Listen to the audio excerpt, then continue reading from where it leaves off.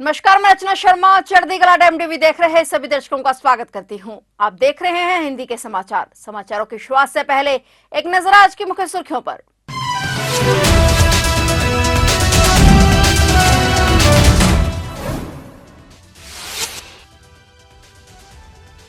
भारत के साथ फिर शुरू होगी एफटीए पर वार्ता। मोदी स्टामर की मुलाकात के बाद डाउनिंग स्ट्रीट का ऐलान, दोनों देशों के लिए फायदेमंद होगा व्यापार समझौता।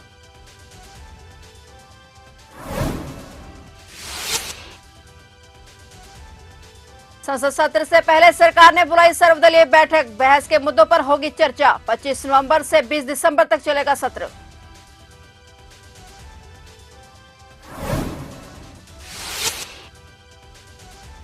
छत्तीसगढ़ लोक सेवा आयोग का पूर्व अध्यक्ष गिरफ्तार, 45 लाख की रिश्वत लेते किया गिरफ्तार। पूर्व अध्यक्ष दामन सिंह सोनवानी पर सीबीआई की कार्रवाई।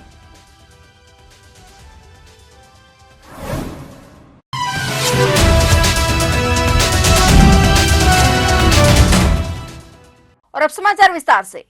ब्रिटेन के प्रधानमंत्री कीम स्टार्मर ने कहा कि अगले साल भारत के साथ मुक्त व्यापार समझौते एफटीए पर वार्ता फिर से शुरू की जाएगी। यह घोषणा उन्होंने ब्राजील में G20 शिखर सम्मेलन में प्रधानमंत्री नरेंद्र मोदी के साथ द्विपक्षीय बैठक के बाद की। स्टार्मर और मोदी की मुलाकात के बाद डाउनिंग स्ट्रीट ने कहा कि ब्रिटेन भारत के साथ एक नई रणनीतिक साझेदारी बनाने का प्रयास करेगा। इसमें व्यापार समझौता, सुरक्षा, शिक्षा, प्रौद्योगिकी और जलवायु परिवर्तन जैसे क्षेत्रों में सहयोग को बढ़ावा देना शामिल है। डाउनिंग स्ट्रीट ने स्टार्मर के हवाले से एक बयान में कहा कि भारत के साथ एक नए एफटीए से ब्रिटेन में रोजगार और समृद्धि बढ़ेगी और यह हमारे देश में विकास और अवसर लाने के हमारे मिशन को एक कदम आगे ले जाएगा। वहीं प्रधानमंत्री नरेंद्र मोदी ने इस मुलाकात को अत्यंत उत्पादक बताया और सोशल मीडिया पर लिखा कि भारत के लिए ब्रिटेन के साथ व्यापक रणनीतिक साझेदारी अत्यंत महत्वपूर्ण है। हम तकनीकी, हरित ऊर्जा, सुरक्षा, नवाचार और प्रौद्योगिकी के क्षेत्रों में सहयोग करने के लिए तत्पर हैं। हम व्यापार और सांस्कृतिक संबंधों को भी मजबूत करना चाहते हैं।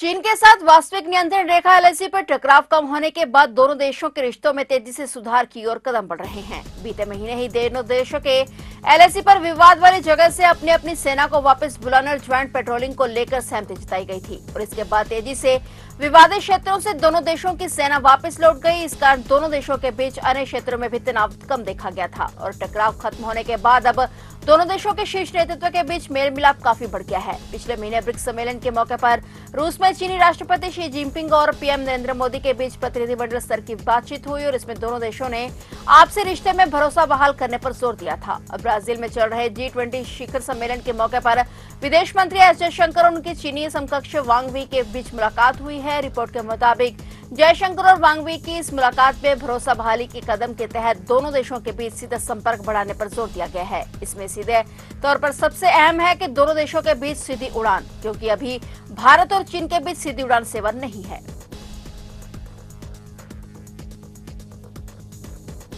केंद्र सरकार ने संसद के शीतकालीन सत्र से पहले सर्वदलीय बैठक बुलाई है। संसदीय कार्य क्षेत्र के मंत्री किरण रिजिजू ने कहा कि बैठक 24 नवंबर की सुबह संसद के आगामी शीतकालीन सत्र के मद्देनजर बुलाई गई है। सत्र 25 नवंबर को शुरू होगा और 20 दिसंबर तक चलेगा। संविधान को अपनाने की 75वीं वर्षगांठ के अवसर पर पुराने संसद भवन के सेंट्रल हॉल में कार्यक्रम भी आयोजित किया जाएगा। सत्र से पहले सरकार की ओर से एक सर्वदलीय बैठक बुलाई जाती है। इसमें सरकार की ओर से विपक्ष को अपने विधायी एजेंडा के बारे में बताया जाता है। इसके साथ ही बैठक में उन मुद्दों पर भी चर्चा की जाती है जिन पर पार्टियां संसद में बहस करना चाहती हैं।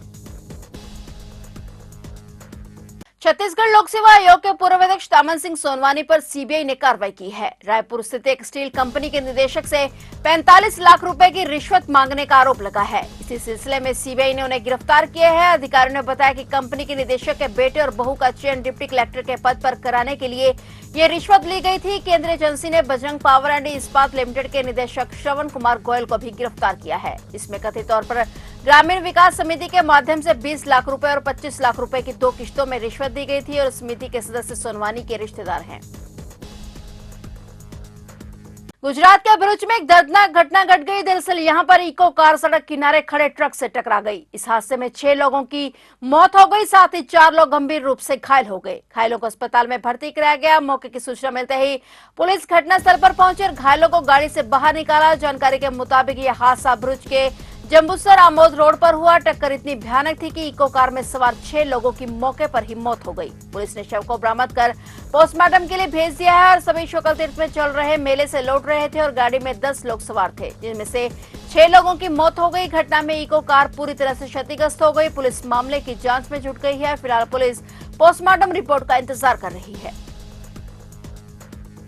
पाकिस्तान के खैबर पख्तूनख्वा प्रांत में मौत और खौफ का खेल खेला गया। तिराही घाट के सन्नाटे को गोलियों और बम धमाकों ने चीर दिया। यहां चिल्लाए गए खुफिया आधारित ऑपरेशन में 9 आतंकवादी और 8 सुरक्षाकर्मी मारे गए हैं। यह लड़ाई लश्कर इस्लाम के खिलाफ थी, जिसमें उनके 2 बड़े कमांडरों का भी खात्मा कर दिया गया। 3 अलग अलग मोर्चों पर तैनात सैनिकों ने घंटों तक ऑपरेशन चलाया। इसमें 7 सुरक्षाकर्मी और 6 आतंकवादी घायल हुए और इस भयंकर मुठभेड़ का खमियाजा आसपास के इलाकों के निवासियों को भी भुगतना पड़ा, क्योंकि कई नागरिक भी इस हमले में घायल हो गए। जहां एक तरफ तिरा घाटी में खून बह रहा था, वहीं बन्नू जिले में एक और सनसनीखेज वारदात हुई। हथियारबंद आतंकियों ने वजीर सब डिवीजन के एक चेक पोस्ट से 7 पुलिसकर्मियों का अपहरण कर लिया। साथ ही अपने साथ हथियार और गोला बारूद भी ले गए। इस क्षेत्र में सक्रिय तहरीके तालिबान पाकिस्तान ने पहले भी कई बार सुरक्षा बलों को निशाना बनाया है।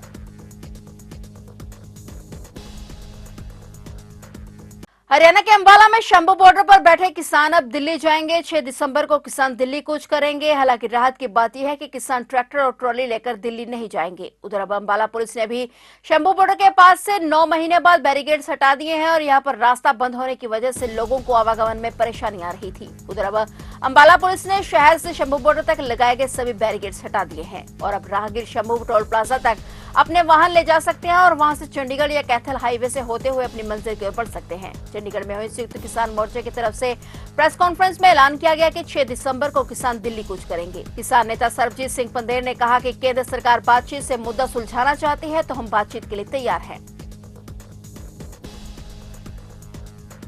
मंडी गोविंदगढ़ नेशनल हाईवे पर आज एक भयानक सड़क हादसा हो गया। दिल्ली से लुधियाना की ओर आ रही एक कार सरिये से भरे ट्रक से टकरा गई। इस हादसे में गाड़ी के परकच्चे उड़ गए, जबकि यात्री गंभीर रूप से घायल हो गए। टक्कर इतनी भयानक थी कि कार ट्रक के नीचे फंस गई और काफी मुशक्कत के बाद गाड़ी को अलग किया गया। बताया जा रहा है कि गाड़ी में एक बच्चे समेत कुल 8 लोग सवार थे। परिवार दिल्ली से एक शादी में शामिल होकर लौट रहा था और इस जबरदस्त टक्कर के कारण गाड़ी ट्रक के नीचे ही फंस गई तो सरिये गाड़ी को चीरते हुए कार के ड्राइवर और यात्रियों को गंभीर रूप से घायल कर गए। घायलों के एयरबैग और अन्य हिस्से खून से लथपथ हो गए। वाहन में ड्राइवर सहित कुल 8 लोग सवार थे, जिनमें से एक बच्चा भी शामिल था। इलाज के दौरान 4 घायलों की हालत ज्यादा गंभीर थी, जिसके चलते उन्हें डीएमसी अस्पताल लुधियाना रेफर कर दिया गया है। दिल्ली और आसपास के इलाकों जैसे नोएडा और गाजियाबाद में वायु प्रदूषण की स्थिति लगातार गंभीर होती जा रही है। दिल्ली का एयर क्वालिटी इंडेक्स खतरनाक स्तर पर पहुंच गया है, जिसमें लोगों को आंखों में जलन, सांस लेने में दिक्कत और अन्य स्वास्थ्य समस्याएं हो रही हैं। इसी वजह से दिल्ली में स्कूलों को बंद कर दिया गया है और वहीं उत्तर प्रदेश के नोएडा और गाजियाबाद में भी स्कूलों को ऑनलाइन कक्षाएं आयोजित करने के आदेश दिए गए हैं। गाजियाबाद और नोएडा के जिला प्रशासन ने एक नया आदेश जारी किया, जिसमें सभी स्कूलों में कक्षा 12वीं तक की श्रेणी कक्षाओं को निलंबित कर दिया गया। अब ये कक्षाएं ऑनलाइन मोड में जारी रहेंगी। यह फैसला दिल्ली और उसके आसपास के इलाकों में वायु प्रदूषण के बढ़ते स्तर के कारण लिया गया है। इसके तहत सभी स्कूल 23 नवंबर तक कक्षा प्री स्कूल से कक्षा 12वीं तक बंद रहेंगे और केवल ऑनलाइन कक्षाएं ही चलाई जाएंगी। बता दें कि हरियाणा सरकार ने भी बढ़ते प्रदूषण के कारण गुरुग्राम और फरीदाबाद में 12वीं तक के सभी स्कूल 23 नवंबर तक बंद करने का निर्देश दिया है। यहाँ भी ऑनलाइन कक्षाएं ही चलेंगी।